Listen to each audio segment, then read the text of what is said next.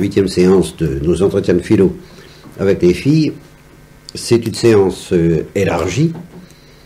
Et comme toutes les séances élargies, ça sert beaucoup plus à expliquer pourquoi je fais ce que je fais là, à faire ce qu'on appelait chez les scolastiques la captatio benevolentiae, capter la bienveillance du bienveillant lecteur ou du bienveillant auditeur, obtenir la fidélité de la présence silencieuse et discrète de toutes les auditrices, que d'aller plus avant dans le travail.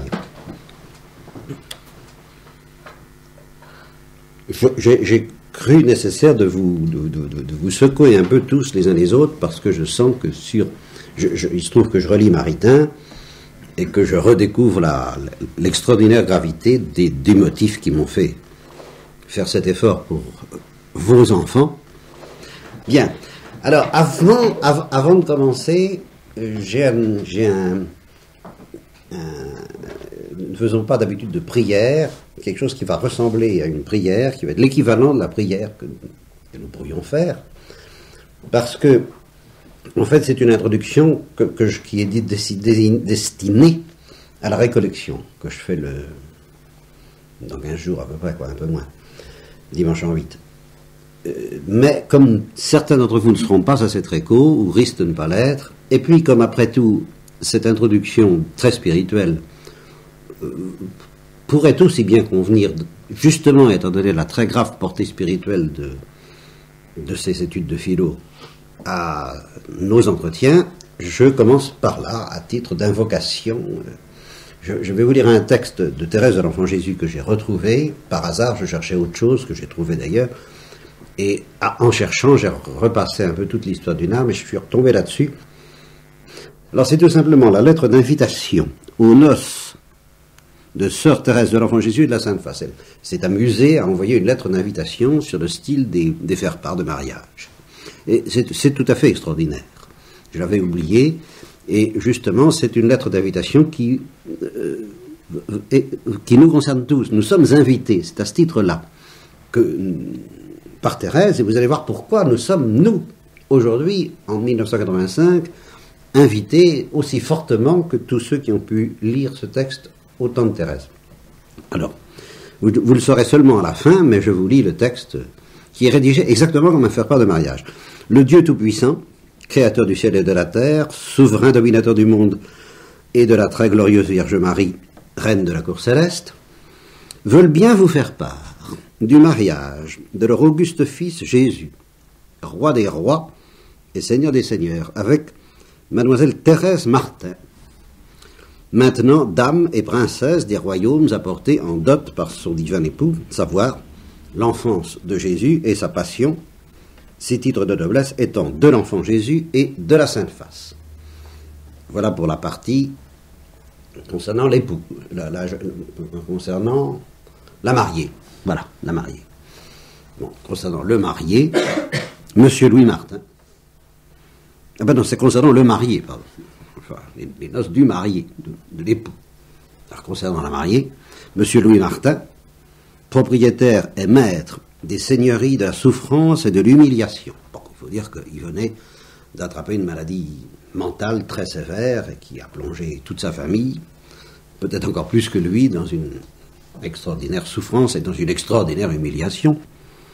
Et Madame Martin, qui était déjà mortelle, princesse et dame d'honneur de la cour céleste, veulent bien vous faire part du mariage de leur fille Thérèse avec Jésus, le Verbe de Dieu, seconde personne de l'adorable Trinité, qui, par l'opération du Saint-Esprit, s'est fait homme et fils de Marie, la Reine des cieux. Tout ça est très précis.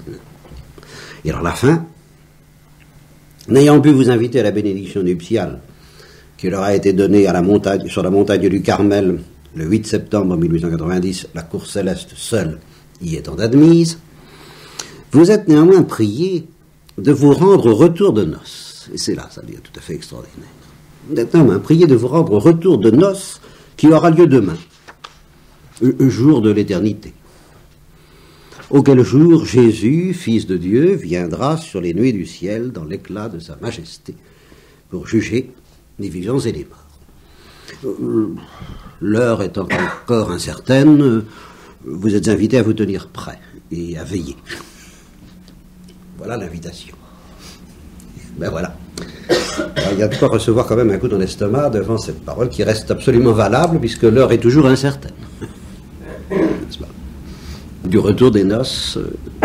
Je mets donc ça sous le patronage de cette invitation et je commence donc par un texte de Maritain. Il y en aura d'autres. Voilà un premier passage de Maritain. Imaginons un instant que les catholiques, dans les diverses nations, comprennent tous leurs devoirs.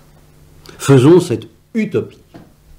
Voilà, nous entrons dans le domaine de l'utopie et nous rêvons. On peut rêver, comme dit Fernand Reynaud. Alors, eh bien, rêvons que les catholiques, dans les diverses nations, comprennent tous leurs devoirs. Faisons cette utopie. Imaginons qu'ils comprennent l'importance primordiale des questions intellectuelles. Alors là, en effet, rêvons. De la métaphysique et de la théologie, qu'ils renoncent à des préjugés ineptes contre la scolastique, qu'ils voient en elle non pas une momie médiévale à étudier archéologiquement, mais une vivante armure de l'intelligence et l'équipement nécessaire pour les explorations les plus hardies. Imaginons qu'ils réalisent en eux le vœu de l'Église. Il n'est pas de conquérir des partisans, comme si le catholicisme était une entreprise humaine, mais de servir partout la vérité divine dans les âmes et dans l'univers. Imaginons qu'ils surmontent les divisions intestines et les amours-propres d'école, qui stérilisent partout leur activité. Enfin, qu'ils prennent conscience de la nécessité d'une coopération intellectuelle sérieuse et continue entre chrétiens de toutes les nations. Coopération qui, à propos des protestants, qui l'appellent nos frères dissidents, est naturellement beaucoup plus facile sur le plan philosophique pur que sur le plan théologique. D'où, première remarque en passant, si on dit la théologie oui, mais la philosophie pour bon, on est tout de suite en problème presque insoluble, enfin difficilement soluble par rapport aux protestants. Et c'est une des caractéristiques de l'écuménisme et des bureaux, je sais pas quoi, des dicastères, des institutions pour l'écuménisme, c'est que, ne s'occupant pas de la philosophie, entre autres choses, on est obligé de négocier sur des plans de piété, et non pas sur un plan de vérité, puisque là, on est d'accord qu'on n'est pas d'accord. Dans la mesure où on est honnête. Et dans la mesure où on ne l'est pas, on brouille. Tandis que sur le plan philosophique, on pourrait peut-être déjà, sans parler de certaines données de foi, mais qu'est-ce que la foi pour les protestants, qu'est-ce que la foi pour les catholiques, c'est pas évident que ce soit la même chose, mais au point de vue philosophique, on pourrait, en principe, trouver quelque chose de commun, ce serait une base écuménique solide. Et je me souviens d'ailleurs, à ce sujet, avoir assisté à une réunion, et ça s'est reproduit, mais je ne sais plus dans quelles circonstances. Je sais que ça s'est reproduit dans une circonstance où j'y étais peut-être pas, mais là où j'y étais, j'ai assisté à une réunion entre catholiques et protestants. Bon, c'était des professeurs de philosophie et de théologie, ou des pasteurs. Il y avait un pasteur protestant, il y avait le père Marie-Dominique Philippe, il y avait votre serviteur, il y avait quelques seigneurs d'importance variée à Lausanne, et c'était donc un colloque catholique-protestant. Et là, la discussion a porté sur des questions en partie philosophiques, en partie théologiques, et la coupure a été faite en deux, non pas du tout entre les protestants et les catholiques, mais entre ceux qui croyaient à la vérité, même philosophique, et ceux qui n'y croyaient pas. Et il y avait moitié protestants et catholiques d'un côté, moitié protestants et catholiques de l'autre. Et les uns parlaient le même langage, et les autres, à mon avis, la tour de Babel. Passons, c'est un petit commentaire déjà à propos de ce remarque de Maritain. Alors, qu'est-ce qui se passe? Si nous nous mettons dans cette utopie, dit Maritain, le docteur commun de l'Église deviendrait alors en toute vérité leur maître commun. Ah, alors là, je m'arrête. Qu'est-ce que ça veut dire le docteur commun? Parce que là, c'est une chose dont vous n'avez certainement pas la moindre idée. Je change de lunettes. Pour vous, un docteur. Qu'est-ce que c'est qu'un docteur? Un docteur, c'est un truc que vous trouvez de temps en temps à la messe, quand il est écrit docteur de l'Église, pour Saint-Augustin par exemple, ou Thérèse d'Avila maintenant, puisque récemment elle a été docteur de l'Église, Catherine de Sienne, et autres seigneurs dont vous ignorez tout, comme Saint-Hilaire de Poitiers par exemple, je suppose, Saint Grégoire le Grand, Saint Athanase, talala et talala. Alors pour vous, c'est une espèce de badge, hein, ou de décoration qui fait bien dans la cour céleste peut-être, et dans la liturgie, sûrement docteur de l'Église, ah monsieur, très bien. Bon, or c'est pas ça du tout. Quand l'Église vous dit qu'un père de l'Église, qu'un théologien, qu'un spirituel, théologien comme Saint Bonaventure ou Saint Thomas d'Aquin, puisqu'ils sont contemporains, ou un père de l'Église comme Saint Augustin, ou un spirituel, effectivement, et un mystique comme Saint Jean de la Croix, Thérèse d'Avila, Thérèse Catherine de Sienne, sont des docteurs, qu'est-ce que ça veut dire? Qu'est-ce que ça veut dire? Est-ce que quelqu'un peut répondre? Ne parlez pas tous à la fois. Qu'est-ce que ça veut dire pratiquement pour vous, n'est-ce pas? Je ne veux pas faire la définition, j'en sais rien moi-même. Mais je sais quelque chose quand même. Je sais que ça signifie quelque chose dans la pratique. Quelque chose qui n'est pas de petite importance. Qu'il était pleinement éclairé, donc on peut se fier à tout ce qu'il dit. Voilà. Alors, faut peut-être nuancer, mais tu es sur la piste, tu es sur la voie. Pleinement éclairé, je ne sais pas très bien ce que ça veut dire. Bon, mais qu'on peut se fier à tout ce qu'il dit, alors là, voilà. Ça veut dire que, moyennant qu'on ne connaît pas d'erreur personnelle dans l'interprétation de ce qu'il veut dire, et alors là, aucun auteur, même l'Évangile, n'est dispensé des risques d'une mauvaise interprétation. Il n'y a rien de plus dangereux que l'Évangile. Toutes les hérésies sont sorties. Alors d'accord, c'est évident.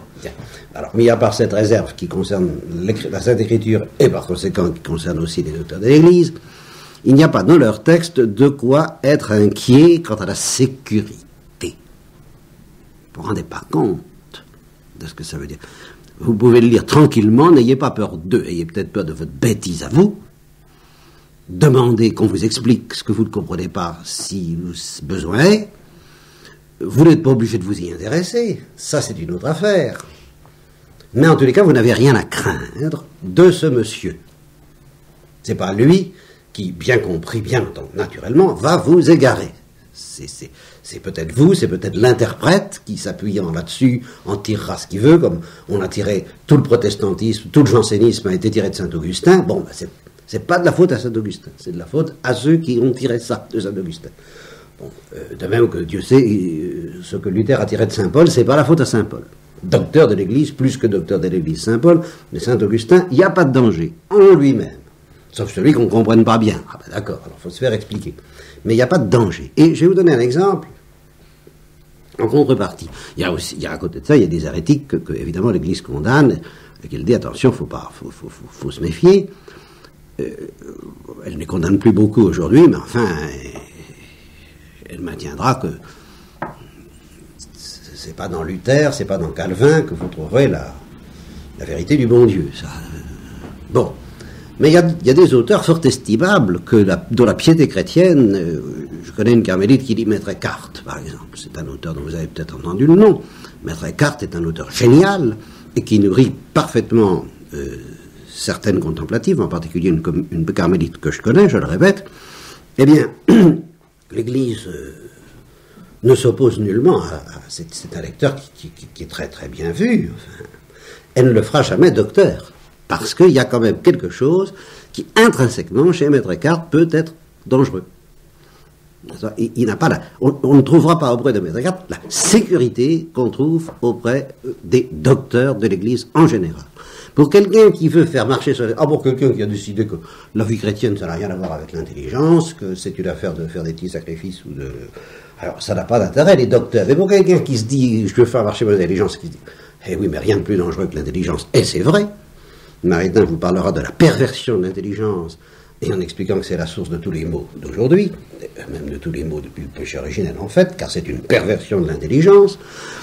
Alors, évidemment, il y a de quoi craindre, mais justement, les docteurs de l'Église sont là pour vous dire, eh ben, si votre intelligence est pervertie, le docteur Intel ne va pas aggraver au moins votre perversion.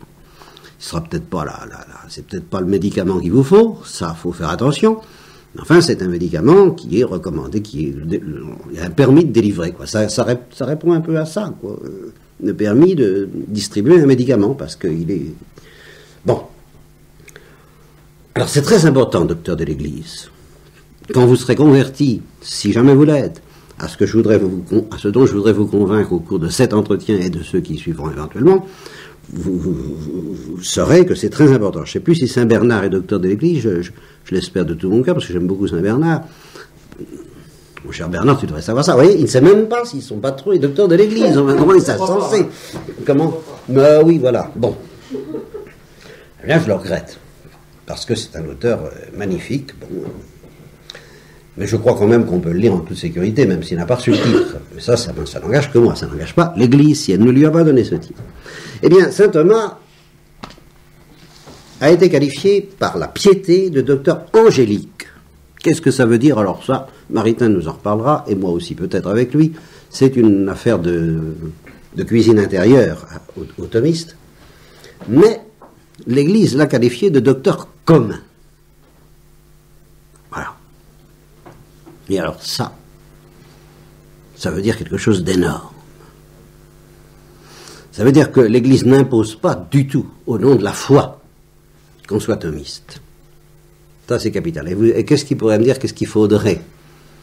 Pourquoi est-ce que l'Église n'imposera jamais, au nom de la foi, qu'on soit thomiste? Est-ce que quelqu'un peut me dire cela? Bon. Alors, c'est tout simplement parce que même si l'Église est convaincue de la vérité de ce que dit saint Thomas, quand l'Église demande qu'on croit quelque chose au nom de la foi, il ne suffit pas qu'elle soit convaincue que ce soit vrai. Il faut qu'elle soit convaincue que ça a été révélé, que c'est contenu dans la révélation. Alors, il est clair que les grandes intuitions de saint Thomas, sauf dans la mesure où elles répètent l'enseignement de l'Église, alors bien sûr, mais ça ce n'est plus saint Thomas, mais dans la mesure où elles lui sont propres, elles ne sont pas contenues dans la révélation. Et en particulier, par exemple, il a adopté de très grandes vérités venant d'Aristote, elles ne sont pas contenues dans la révélation. Même si l'Église pense qu'elles sont vraies, comme elle pense par exemple qu'il ne faut pas à la morale naturelle, qu'elle défendra la morale naturelle, elle est experte en l'humanité, mais elle ne demandera pas au nom de la foi. Elle défendra certaines vérités naturelles, oui, mais pas au nom de la foi. Elle ne les présentera pas comme révélées. Donc elle n'imposera pas le thomisme au nom de la foi. Mais elle dira, parmi tous les docteurs, il y en a un et un seul qui peut servir à tout le monde. Voilà. Par exemple, les dominicains, ils ont saint Thomas. Et parallèlement, à la même époque, pour un historien de l'Église, les franciscains, ils ont saint Bonaventure. Alors voilà. Et qui est docteur de l'Église aussi. Oui, et ben voilà. Alors, les franciscains, ils ont qu'à étudier saint Bonaventure, et les dominicains, saint Thomas. Et si un franciscain étudie saint Thomas, c'est pas un bon franciscain. L'Église répond si, c'est un bon franciscain parce que saint Thomas est un docteur commun. Tandis qu'un dominicain qui étudie saint Bonaventure et qui le prend comme maître n'est pas un bon dominicain parce que saint Bonaventure n'est pas un docteur commun. Il y a de grandes vérités dans saint Bonaventure, il n'y a pas cette qualification très impressionnante par opposition à la tour de Babel dans laquelle nous vivons, qui nous donne une sécurité extraordinaire que l'Église n'a accordée à personne. Elle n'a jamais dit de quelqu'un que c'était le docteur commun, sauf de saint Thomas d'Aquin. Alors moi, je vous le recommande à ce titre ce soir, parce que je vous montre que j'ai l'Église derrière moi, et Maritain aussi. J'aurais d'autres raisons à vous donner, mais attention, je ne fais qu'obéir à l'Église, ce faisant, pour le moment. Alors si donc, dans l'utopie que nous caressons, tous les chrétiens prenaient conscience qu'en effet, le saint Thomas est le docteur commun, et qu'ils fassent leur devoir en comprenant l'importance primordiale des questions intellectuelles de la métaphysique et de la théologie autour du docteur commun pour plus de sécurité, pour avoir une sécurité totale. alors ce docteur commun deviendrait alors effectivement le docteur commun. Ce serait le maître de tout le monde. Et à ce moment-là, ça changerait beaucoup de choses, même pour les relations humaines, déjà entre chrétiens, et même à l'égard des autres. Sous sa conduite, les catholiques, car je crois qu'il vise les catholiques, oui, les catholiques, pourraient travailler efficacement à la restauration de l'Occident et de son unité. Alors là, notre rail, qui jusqu'à présent était le rail de Maritain et de Saint-Thomas, rejoint un rail extrêmement actuel et plus impressionnant à vos yeux, je l'espère, celui des papes Paul VI et Jean-Paul II, qui sont obsédés par cette question de restaurer l'unité et la paix entre les peuples en général, et celle de l'Occident en particulier, parce que c'est l'Occident qui, providentiellement, a été choisi par Dieu pour diffuser le christianisme dans le monde, comme le peuple juif a été choisi par Dieu pour préparer l'avènement du Christ dans le monde. Alors, si l'Occident n'est pas fichu de trouver son unité, c'est comment le monde la trouvera-t-il? Alors, il y aurait des ouvriers pour la moisson. Alors, dans le domaine spéculatif, c'est-à-dire dans le domaine de la connaissance théorique de la connaissance pour la joie de connaître. Je reviendrai là-dessus parce que c'est précisément un des griefs les plus graves que je ferai à la science actuelle, de ne plus travailler pour la joie de connaître, mais pour une autre joie, très dangereuse, elle. Il y aurait donc dans le domaine spéculatif, la métaphysique thomiste pourrait assimiler à un ordre intellectuel véritable l'immense corps des sciences particulière, actuellement livrée au chaos. Non pas au chaos interne, elles sont très harmonieuses à l'intérieur d'elles-mêmes, mais dès qu'elles sortent de leur petite boutique, comme dit Oppenheimer, j'ai abouti à une, je le disais aux filles la dernière fois, j'ai abouti à une intelligibilité, à une joie, justement, spéculative. Alors lui, il est encore de ceux qui cultivent la joie spéculative de connaître. En quoi il est archaïque, en quoi il est dépassé par rapport à la science actuelle, qui ne veut même plus de cette joie-là. Bon, passons. Alors moi, j'ai abouti, à Oppenheimer, la science actuelle ne veut plus que construire quelque chose. J'y reviendrai. La joie de fabriquer quelque chose. Quelque chose de démiurgique, d'ailleurs, d'un peu fou. Ça, c'est passionnant. Mais connaître... ils y annoncent. Bon, Oppenheimer dit, je suis arrivé à une joie intellectuelle, à une intelligibilité sur l'atome, qui fait ma joie, mais que, moi, Oppenheimer, je ne peux pas transmettre, non seulement à ma concierge, mais à n'importe quel savant qui ne soit pas exactement formé dans ma spécialité.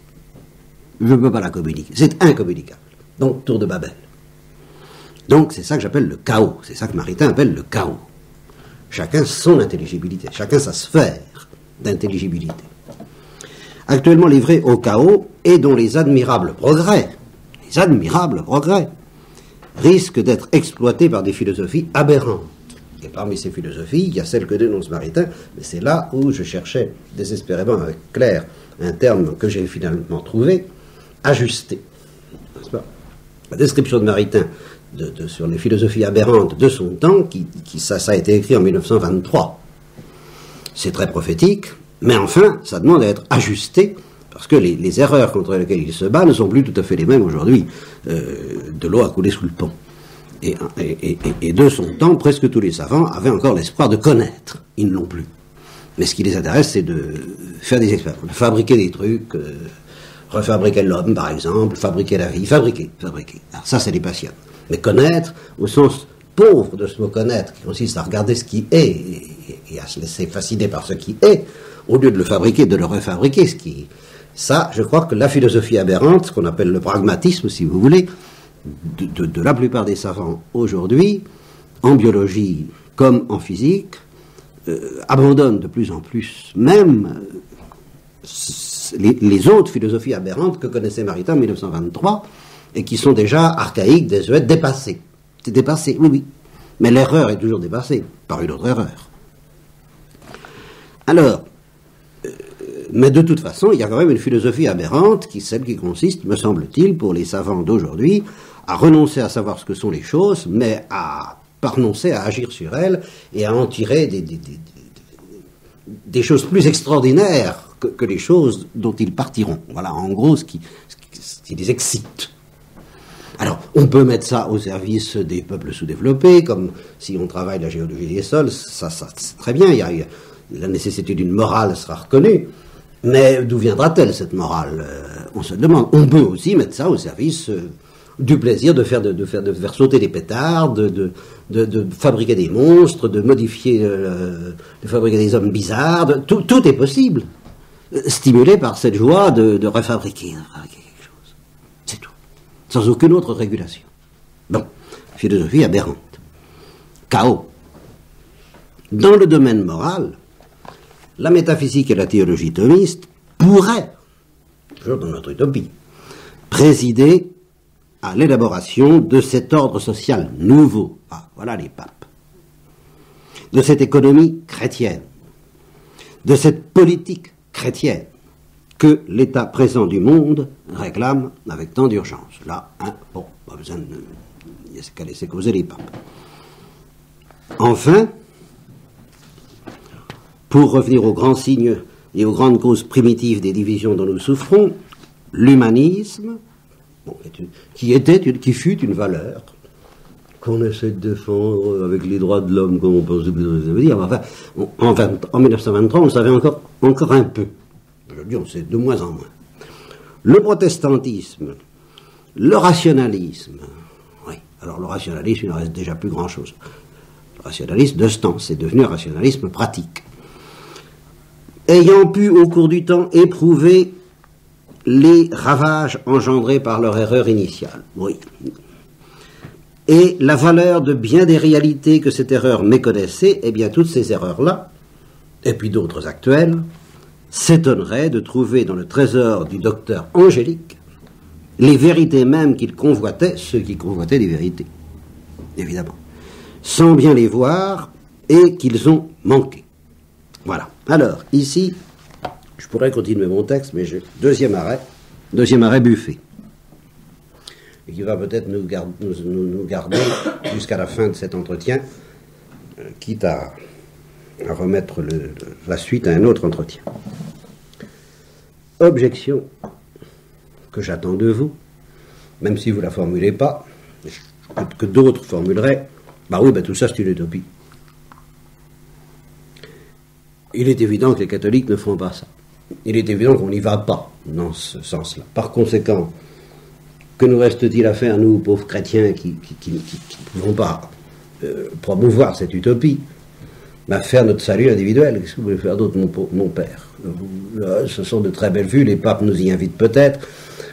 Vous-même, vous avez l'air d'avoir du mal à y croire. Vous, mon père, Père Molinier, vous espérez pas beaucoup de ce côté-là. Vous nous prêchez plutôt une sorte de salut individuel, de sainteté individuelle, mettons au mieux. Mais cette histoire-là, est-ce que vous y croyez vraiment comme à une chose réalisable? Ne faut-il pas se rabattre sur le statut individuel? Et alors là, l'intelligence n'a plus la même gravité que celle que vous évoquez au niveau cosmique. Intelligence, c'est bien, mais la charité et l'amour, la piété, les sacrements, les récollections, c'est mieux. La charité quotidienne, tout ça, c'est bien. Alors, j'ai une réponse, elle est très simple, en effet, parce que là, je ne l'ai pas trouvé tout de suite. Devant ça, j'étais mal à l'aise. Reconstruire le monde à l'aide de la métaphysique thomiste, évidemment, ça peut paraître une utopie, et faute de pouvoir y arriver, on se rabat sur la sanctification individuelle du bonhomme, avec psychothérapie à l'appui si nécessaire, enfin tout ce qu'il faut. Oui, mais entre le monde et l'individu, il y a tout de même une autre valeur que vous avez l'air de sauter, c'est la famille, c'est les enfants. Si votre intelligence n'a pas été éclairée à ce niveau dont parle Maritain, et qui serait en effet suffisant pour changer la face de l'Occident et par conséquent du monde si tous les catholiques le faisaient, mais si à titre individuel vous ne laissez pas votre intelligence se convertir dans le sens qu'il indique et sur lequel nous reviendrons, eh bien les parents ne boivent pas, les enfants trinquent. C'est pour ça justement que je fais de la philose, parce que je sens qu'elles vont être mangées par une institution culturelle qui les attend là pour les bouffer toutes crues, et tout cru pour les garçons, et qu'est-ce que vous avez fait pour préserver ça avec votre intelligence, à vous, parents? Qu'est-ce que vous avez pu leur donner dans ce domaine par rapport à cette utopie maritanienne? L'utopie, elle n'était peut-être pas praticable au niveau cosmique, mais au niveau familial, qu'est-ce qui vous empêchait de? Et alors, j'évoque alors, justement, avec la permission de Marie-Christine et de Nicole, bon, les grands chrétiens que furent les parents de Marie-Christine, les parents de Jean-François Philippe, ils étaient pas thomistes. En gros, pas de leur faute tellement qu'il leur a dit, qu'il leur a prêché. Ils n'ont pas eu cette conférence de ce soir, ils ont toutes les excuses que vous voudrez. Bien. Mais ils avaient, je sais pas, moi, 6-7 enfants, combien ont gardé la foi? Le raz-de-marée a épargné qui dans tout ça? Faute d'amour peut-être, mais faute de lumière aussi, et de cette lumière-là qui seule est résistante aux ténèbres dont Maritain nous parlera par ailleurs. Donc c'est tout de même pas une petite plaisanterie. Et je vais pousser les choses au paradoxe, pour vous dire que même au point de vue de la sanctification individuelle, c'est pas si simple que ça. Rien n'est neutre dans notre vie, du point de vue de la sanctification individuelle. Bon, prendre une douche, par exemple, c'est l'équivalent de ce que saint Thomas appelait fricare barbam. Bon, se raser, faire la barbe. Bien. Bon, prendre une douche, théoriquement, c'est neutre. Mais pratiquement, nous prenons une douche pour être propre. Être propre, ça a un but qui est, en fin de compte, soit le but d'aimer Dieu, soit le but de se servir soi-même, sous prétexte de servir telle et telle valeur, qui, au lieu d'être rapportées à Dieu, sont rapportées à nous, hommes, et à ce moment-là, ça devient pécamineux. Et je pense donc à cette parole de la séquence de la Pentecôte, sur laquelle je vais vous faire un petit développement spirituel, là, mais qui va nous rapprocher de saint Thomas d'Aquin. Je vous le dis en latin, parce que s'il est tour numine, nicil est in nomine, nicil est in oxium. Sans ton secours au Saint-Esprit, il n'y a rien dans l'homme. Rien. Donc pas un geste, pas un acte, et surtout pas une pensée qui soit innocente, qui ne soit pas pervertie. Sans ton secours, il n'y a pas une seule pensée. Non seulement, alors vous comprenez, vous vous apercevez qu'il y a quelque chose qui ne va pas quand vous allez contre la charité, parce que vous sentez bouillonner en vous, tel ou tel défaut, tel ou tel péché, tel ou tel orgueil, tout ce que vous voudrez. Bon, mais vous pensez, vous les croyez innocentes. Et alors là, je vais prendre un exemple à vous ahurir. Hein. Il était une fois saint Thomas d'Aquin, justement, qui regardait par la... Non, il ne regardait pas par la fenêtre, justement, il avait sa fenêtre ouverte. Et un dominicain, un frère dominicain passant, là, et sachant que saint Thomas est là, se met à crier « Oh, hé, frère Thomas, il y a un bœuf qui vole, là !» Et saint Thomas court à la fenêtre pour voir le bœuf qui volait. Et alors, je deviens un imbécile. Vous voyez, il regarde, on lui dit il y a un bœuf qui vole, il y a un bœuf qui vole, quoi. Alors saint Thomas lui a répondu, je croirais plus facilement à la possibilité d'un bœuf qui vole qu'à celle d'un dominicain qui mente. Bon. Mais j'ai longtemps pas compris cette histoire. Il y a 1 heure que j'ai commencé à comprendre. Parce que on voit la morale, il ne faut pas mentir, etc. Mais c'est beaucoup plus profond que ça. C'est beaucoup plus profond que ça, en ce sens que saint Thomas, c'est pas le fait qu'il pensait impensable qu'un dominicain mente. Il savait très bien qu'un dominicain peut mentir. Donc ça lui paraissait pas impensable du tout, il n'est pas naïf à ce point-là. Hein, le péché, ça existe. Il savait très bien, il en traite, il parle que de ça pendant toute la deuxième partie de la somme, mais sans parler des autres. On peut dire qu'il parle du péché presque tout le temps, il savait très bien qu'un dominicain peut mentir. Mais qu'un témoin lui dise quelque chose d'invraisemblable, eh bien, il avait une humilité devant le réel suffisamment profonde pour ne pas être sûr de son coup et dire c'est pas possible. Eh bien, il faut voir. Il faut voir. Après tout, qui sait? C'est bon.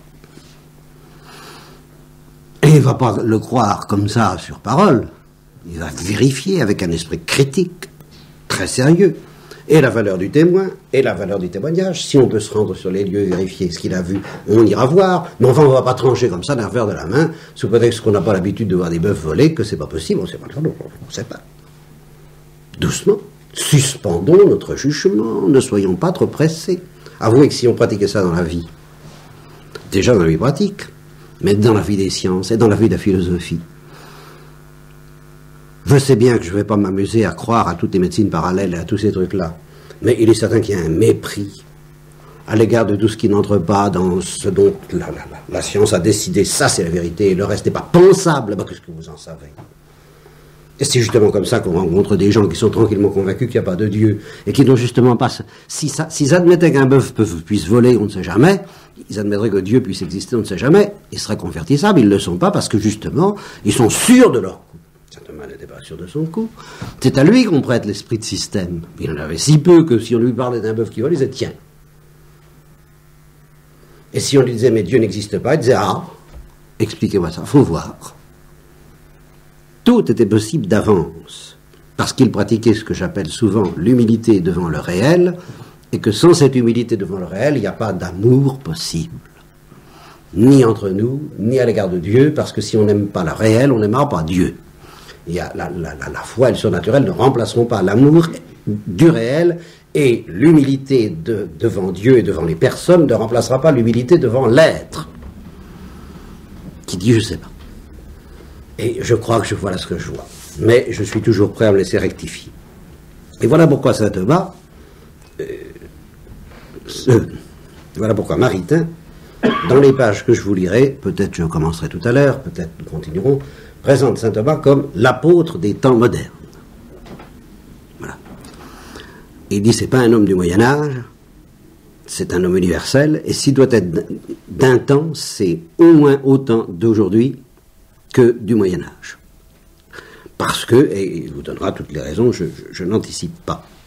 L'apôtre des temps modernes, parce que justement son attitude est celle dont nous avons le plus besoin pour éviter, si nous devons l'éviter, et dans la mesure où nous pouvons l'éviter, et au moins peut-être dans nos familles à défaut du monde entier, ou même de la France, ou même du monde occidental et latin, eh bien, la catastrophe, le chaos, la destruction, nous ne nous mettrons pas d'accord les uns avec les autres, même au plan de l'amour et de la spiritualité, si nous ne nous mettons pas d'accord au point de vue de la vérité. Et nous ne serons pas d'accord au plan de la vérité si nous ne sommes pas assez humbles devant le réel pour admettre qu'après tout, qui sait? C'est tout ce que je dis là. Et c'est l'âme de l'attitude profonde de saint Thomas. C'est toujours, après tout, qui sait? Je dirais, c'est presque un immense scepticisme, non pas à l'égard des vérités, mais à l'égard de lui. Une immense méfiance à l'égard de ses petites idées, ce qui lui permettait de recevoir les grandes. Bien.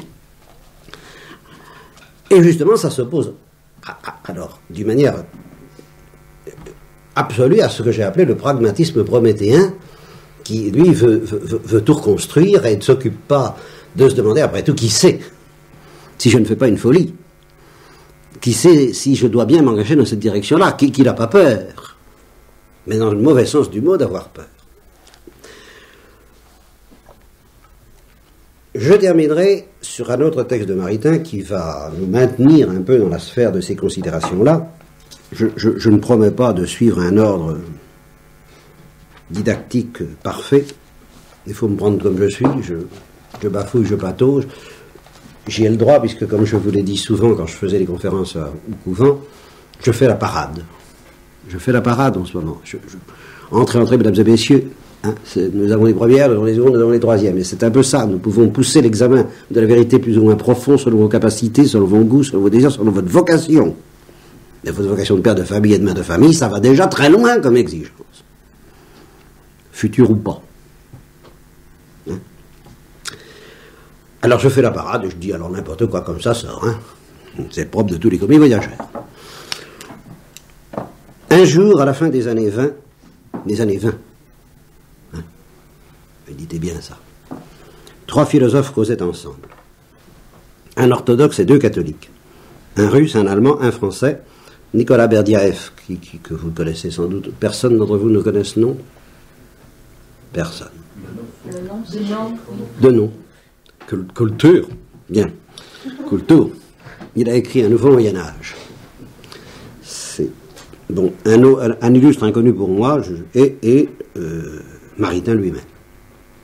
Nous nous demandions comment concilier deux faits apparemment contradictoires. Ce fait que l'histoire moderne semble entrer, selon le mot de Berdyaev, dans un nouveau Moyen-Âge, où l'unité et l'universalité de la culture chrétienne seront retrouvées et étendues cette fois à l'univers tout entier. Voilà ce qui leur paraissait. Et cet autre fait, car qui leur paraissait également et en même temps et en 1920, et cet autre fait que le mouvement général de la civilisation paraît l'entraîner vers l'universalisme de l'Antéchrist et de sa verge de fer, plutôt que vers l'universalisme du Christ et de sa loi libératrice, et interdire en tout cas l'espoir, qui serait qu'une utopie, de l'unification du monde dans un empire, entre guillemets, empire chrétien universel. Pour moi, la réponse est la suivante. Je pense que deux mouvements se croisent à chaque point de l'histoire du monde et affectent chacun de ces moments. L'un de ces mouvements tire vers le haut tout ce qui, dans le monde, participe à la vie divine de l'Église, laquelle est dans le monde et n'est pas du monde, et suit l'attraction du Christ, chef du genre humain.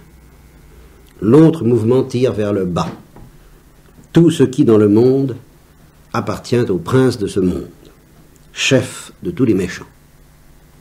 C'est en subissant ces deux mouvements internes que l'histoire avance dans le temps. Ainsi, les choses humaines sont soumises à une distorsion de plus en plus forte, jusqu'à ce qu'à la fin, l'étoffe arrive à craquer. Ainsi, l'ivraie grandit avec le bon grain. Le capital de péché grandit tout le long de l'histoire, et le capital de grâce grandit aussi et surabonde. À mesure que l'histoire se rapproche de l'Antéchrist, et par conséquent de la parousie à laquelle nous sommes invités par Thérèse, et subit dans toute sa structure visible des transformations qui préparent l'avènement de l'Antéchrist. Donc là, il est sans illusion. À mesure, elle se rapproche de celui que l'Antéchrist précède, c'est-à-dire du Christ, et qui cache sous cette même chaîne d'événements du monde l'œuvre sainte qu'il poursuit parmi les siens. C'est pourquoi nous écrivions: aujourd'hui, le diable a tellement tout combiné dans le régime de la vie terrestre que le monde ne sera bientôt plus habitable qu'au sein. Vous voyez que ça ne se contredit pas avec la sanctification soi-disant personnelle, mais je dirais au moins familiale. Relire la phrase. Aujourd'hui, le diable a tellement tout combiné dans le régime de la vie terrestre que le monde ne sera bientôt plus habitable qu'au sein. C'est-à-dire que ce sera inhabitable pour tous ceux qui ne sont pas des saints. Les autres y traîneront le désespoir ou devront tomber plus bas que l'homme. Alors là, à propos du désespoir, j'ai une petite remarque comme ça. Le désespoir et la métaphysique, car ça se tient, le désespoir métaphysique. Bon, dans un pays où la métaphysique est persécutée de manière épouvantable, et franche et écrasante comme elle est dans les pays de l'Est, je dirais que par un bout, elle se porte bien. Elle se porte bien, quoique secrètement, elle est persécutée effroyablement dans sa chair, elle est pleine de santé comme une herbe qu'on coupe. On sent que ça, que ce soit en Pologne, dans tous les pays de l'Est, elle est prête à sauter, à péter, à faire tout péter. La métaphysique, et la théologie et la sainteté, mais la métaphysique. Dans notre pays, le diable est beaucoup plus fort contre la métaphysique que dans les pays de l'Est. Et il arrive justement, même ce désespoir, par des moyens qui sont précisément de la distraction que donne l'œuvre prométhéenne des sciences et des économies et tout ça, qui donne une énorme distraction, les techniques, et puis le travail qu'on fait autour des techniques, et gagner sa croûte, faire avancer ceci ou cela, on distrait les hommes de cette histoire terrible que raconte Maritain, et ainsi le désespoir qui est refoulé devient marginalisé. Et vous le trouvez où? Celui ceux qui crient cette vérité dont parle Maritain, mais c'est chez les drogués. Alors, c'est pour ça que vous fabriquez des drogués dans la mesure où vous refoulez le désespoir. Plus vous refoulez le désespoir, moins vous voulez en entendre parler, plus vous fabriquez de futurs drogués dans vos familles, ou suicidés, ou des choses de ce genre, ou fous. Parce que le désespoir dont parle Maritain, celui-là, étant marginalisé dans notre Occident, eh ben, il prend les voies de la marginalisation. Qu'est-ce que vous voulez faire? Parce qu'il n'a plus le droit. À la télé, il n'est pas question de désespoir, vous comprenez? On parle, sauf en vidéo, les vidéoclips. Hein, ceux-là, alors là, c'est l'enfer. C'est l'enfer qui sauve par là. Le désespoir dont parle Maritain s'exprime par tous ces bouts, par des pores de la civilisation occidentale. Parce que justement, on ne lui donne pas le droit de citer au niveau des conférences polies et distinguées. Il n'est pas question de dire « je suis désespéré ». Ça ne se dit pas. Alors ça se crie. Mais ce sont de pauvres jeunes marginalisés qu'un peu d'économie rationalisante arrivera sans doute à calmer. Voyez. Bon. Alors, c'est ça que le monde ne va pas être habitable, si ce n'est au sein, et c'est ce que crie « Prenez une messe pour Rome ». Qui est le film que certains d'entre vous ont vu, qui est à votre disposition, c'est un double exemplaire, là, si ce n'est pas en triple, où on voit à la fois justement la Sixtine, la messe en scie et les drogués. Et réellement, parce qu'ils y sont à Rome, les drogués, ils envahissent, beaucoup plus qu'en France, où on ne peut pas voir ça. Hein. Bien. Eh bien, là, vous voyez ce que dit Maritain. Le monde n'est plus habitable qu'au sein, ou alors les autres y traîneront le désespoir ou devront tomber plus bas que l'homme. Et alors, justement, voilà, ils tombent plus bas que l'homme. Et il y a une autre manière de tomber plus bas que l'homme, donc il y a la manière marginalisée, officielle, qui crie des choses, qui pose des problèmes sociologiques, et puis il y a la manière secrète qui consiste à devenir une espèce de robot. Ce qu'on dénonce quand même, mais qu'est-ce qu'on a comme recours? Devenir un robot de la civilisation, enfin, on entre dans le jeu et on se mécanicise, on se castre, on se châtre de tout ce qui justement pourrait être vivant et métaphysique en nous. On devient métro boulot dodo, on regarde la télé, pour justement, c'est une autre manière d'être désespéré si vous voulez, mais c'est du désespoir. C'est une manière socialement moins inquiétante, à première vue, mais peut-être plus épouvantable en profondeur. J'espérerais davantage convertir au thomisme. D'ailleurs, il donne l'exemple d'un de ces gars-là, de ce temps-là, hein, qui est mort à 20 ans et qui a fait des expériences terribles, puis à qui on a donné Saint Jean de la Croix, qui a dévoré Saint Jean de la Croix, puis qui est mort 6 mois après, et en demandant le baptême, en demandant d'ailleurs des explications, parce qu'il avait des doutes, en demandant le baptême, les sacrements, et il est mort et dit c'est Saint Jean de la Croix qui a tout fait. Alors celui-là, il s'en est sorti parce que son désespoir est sorti. Bien.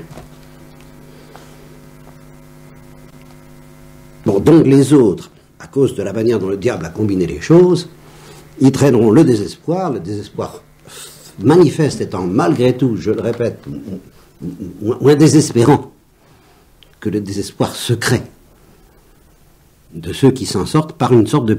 Oui, qu'est-ce que fait la psychanalyse? C'est ça, et vous dit, bon, vous avez des malheurs, vous avez des pulsions, vous avez une sorte de désespoir, bon ben, on va vous amputer de la capacité d'être ému. Alors, c'est l'orange mécanique. Et on va faire de vous des types châtrés qui sortent pas mal comme ça dans l'existence, qui sont beaucoup plus profondément désespérés que ceux qui crient leur désespoir. Voilà pourquoi je maintiens qu'en effet, en dehors des saints, comme dit Maritain, les autres y traîneront le désespoir ou devront tomber plus bas que l'homme. Et il y a une manière de tomber plus bas que l'homme qui est justement celle des bêtes, qui manifestement sont des bêtes fauves déchaînées, et puis il y a une manière qui est celle des robots, il y a des petites bêtes, hein. Bon. Les contradictions de la vie humaine sont trop exaspérées. Et il dit ça en 1923. Alors que tout le monde dit que depuis 1923, il s'est passé plus de choses qu'en 400 ans. Le poids de la matière trop aggravé, il faut, même pour simplement exister, s'exposer à trop de pièges. L'héroïsme chrétien deviendra un jour la seule solution aux problèmes de la vie. Alors, comme Dieu proportionne ses grâces aux besoins et ne tente personne au-dessus de ses forces, on verra sans doute coïncider avec le pire état de l'histoire humaine, une floraison de sainteté. Et là-dessus, il évoque l'Apocalypse, telle qu'elle est commentée par l'exégète de ce temps-là, que je connais bien, puisque je l'ai étudié, le Père Allot, et qui dit la même chose à propos qui dit que la face terrestre du règne de Dieu, celle des conquêtes de l'Évangile, coïncide avec les derniers et les plus violents efforts de Satan pour empêcher ce règne. Cette fusion des perspectives les plus sinistres avec les aspects les plus radieux du présent et de l'avenir n'est pas admissible. Elle était acceptée dans les milieux juifs, qui, d'après certains rabbins, disaient que les temps du Messie devaient connaître plus d'une calamité. Un certain rabbin représente les jours du Messie comme si tristes sous un certain rapport qu'on ne pourra même plus distinguer le péché de l'innocence. Oui.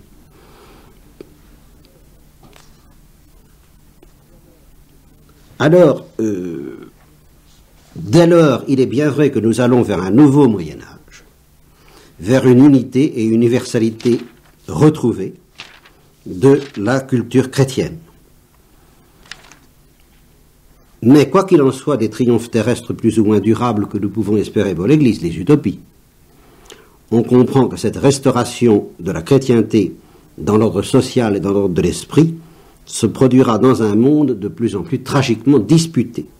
Par conséquent, au lieu d'être groupés et rassemblés comme au Moyen-Âge, mais limités à un petit bout de la terre, il semble que l'unité de la culture chrétienne doive s'étendre maintenant sur toute la surface du globe, mais elle ne représente plus que l'ordre et le réseau, en quelque sorte capillaire, voyez, des institutions temporelles chrétiennes et des foyers chrétiens de vie intellectuelle et spirituelle, répandus parmi les nations, partout, dans la grande unité supraculturelle de l'Église. Et il y a un autre endroit où il termine en disant que dans un monde de plus en plus noir, il y aura de plus en plus de saints. Voilà, en gros, ça. Mais cette sainteté, ça, c'est pour ça que je tire la sonnette d'alarme, vous ne l'obtiendrez pas si vous croyez pouvoir faire l'économie de ce qu'il appelle, à la lumière de saint Thomas d'Aquin et de Thérèse de l'Enfant Jésus réunis, nous sommes aux armes de l'un et de l'autre réunis, la sainteté de l'intelligence. Et ce sera mon dernier mot pour ce soir.